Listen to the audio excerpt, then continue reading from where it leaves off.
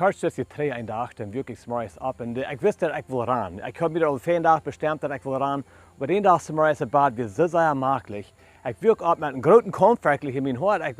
Ik wil ran, maar tegenzelfde tijd ik wil hier blijven, waar met het schijning dat weer makkelijk, dat weer buiten kuil en de daken die weer zo warm. Weet je vielleicht voor het jaar, dat is einfach daar schijn.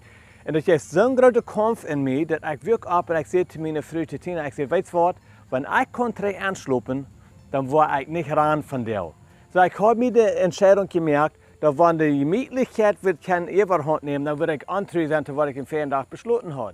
Nou ja, het probleem was, ik kon niet 3 aanslopen. Dan wist ik dat ik would man opstaan en ran. Ik maakte me rijden, ik ran, en als ik 3 kwam, dan wist ik had het rechte ding gedaan en ik vreed me dat ik dat gedaan had. Aber zu denselben Zeit wird die Vesäakjunkj sehr groß. Die Bibel sagt in 1. Korinther Kapitel 10, Vers 13, dass bis nu toe habt ihr noch mal menschliche bekannte Vesäakjungen getroffen.